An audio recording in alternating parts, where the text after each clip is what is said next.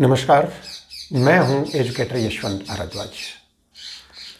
Lockdown के दौरान एक समाज सेवी सज्जन का बर्थडे आया तो उन्होंने एक प्लान बनाया कि वो अपने बर्थडे पर एक निःशुल्क चिकित्सा शिविर लगाएंगे ताकि बीमार लोगों को, गरीब लोगों को बिना पैसे के अच्छा इलाज मिल सके।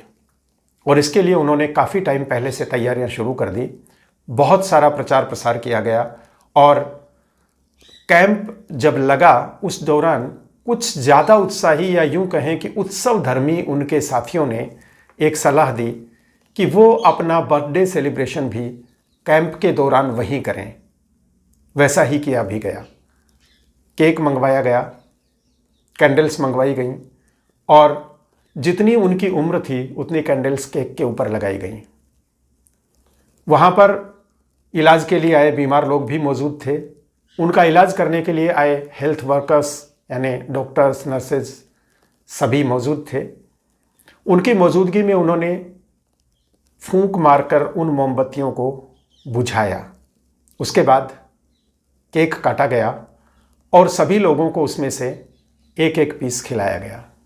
ना सिर्फ उन्होंने खिलाया बल्कि वहाँ मौजूद लोगों ने भी उस केक में से छोटे छोटे टुकड़े लेकर आपस में एक दूसरे को खिलाए और उन समाज सेवी सज्जन को भी केक खिलाया। यहां सोचने वाली बात यह है कि जब कोरोना जैसी महामारी फैली थी उस वक्त अगर कोई आदमी केक के ऊपर रखी मोमबत्तियों को फूंक मारकर बुझाता है तो स्वाभाविक सी बात है कि मोमबत्तियों को बुझाने के लिए जोर से फूंक मारनी पड़ती है।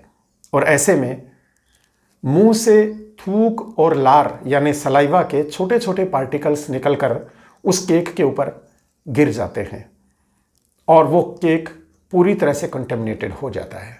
दूसरी बात, जब वहाँ मौजूद सभी लोगों ने उस केक में से अपने अपने हाथ से एक एक टुकड़ा लेकर एक दूसरे को खिलाया तो जाहिर सी बात है कि वहाँ पर इलाज के लिए आने वाले लोग बीमार थे, इसीलिए इलाज के लिए आए थे।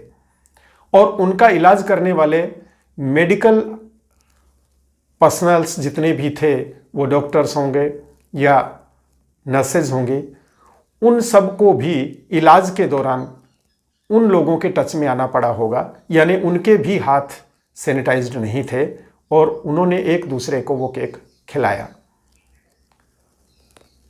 दीपक या मोमबत्ती बुझाना भी एक नेगेटिविटी है।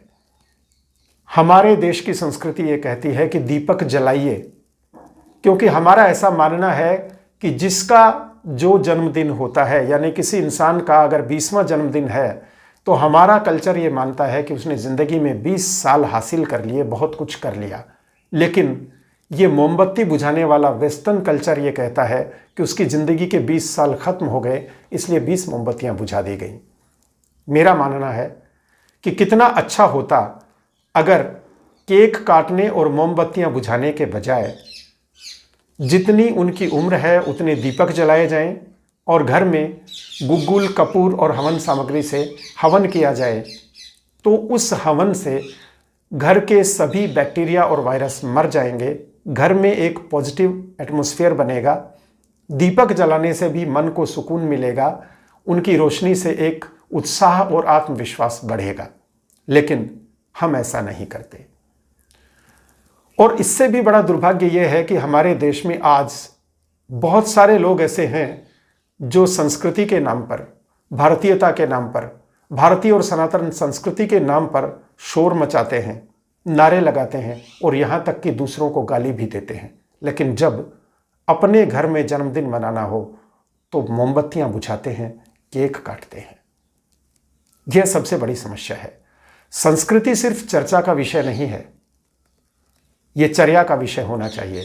हम सिर्फ अपनी संस्कृति के नारे लगाएं, शोर मचाएं, ढोंग रचें, इन सब से बेहतर है कि उस संस्कृति को, उस संस्कृति के रीति रिवाज को अपनी ज़िंदगी में ढाल लें। क्योंकि इस देश की संस्कृति साइंटिफिक है, वैज्ञानिकता पर आधारित है। इसलिए हमको हवन करके, दीपक जला के जन्मदिन मनाने का सुरक्षित तरीका अपनाना चाहिए, ना कि फूंक मारकर मोमबत्ती बुझाने का तरीका। क्योंकि मोमबत्तियां भी हम केक के ऊपर रखते हैं और मोमबत्ती बनाने वाले उनको खाने के लिए नहीं बनाते, इसलिए उनके बनाने में इतना सफाई का ध्यान नहीं रखा जाता। वो खाने के लिए नहीं होती, इसलिए साफ सुथरी और हाइजीनिक भी नहीं होती। उनको केक के ऊपर रखने से केक भी कंटेमिनेटेड होता है, और जब फूंक मारते हैं तो सांस से फैलने वाली और थूक लार से फैलने वाली बहुत सारी बीमारियां फैल सकती हैं, जिनमें बहुत खतरनाक बीमारियां शामिल हैं, जैसे tuberculosis, swine flu, hepatitis, jaundice, SARS यानी सेवियर एक्यूट रेस्पिरेटरी सिंड्रोम। इनमें बहुत सारी जानलेवा बीमारियां हैं। ये इस तरीके से जन्मदिन मनाने से फैल सकती हैं। इससे बेहतर है कि हम घर में हवन करके और दीपक जला के जन्मदिन मनाएं। आप जिस भी धर्म से हैं उस धर्म के मुताबिक पूजा पाठ करें, गरीबों को खाना खिलाएं, और यदि अपने मिलने वालों को भी घर में भोजन करवाना है तो साफ सुथरे तरीके से उन्हें बिठाकर बिल्कुल स्वच्छता के साथ भोजन करवाएं। सिर्फ संस्कृति का ठेकेदार बनने से काम नहीं चलेगा, उसको अपनी जिंदगी में ढालना होगा। मेरी ये बात बहुत सारे लोगों को कड़वी लग सकती है, लेकिन सच है। वीडियो देखने के लिए आप सभी का धन्यवाद।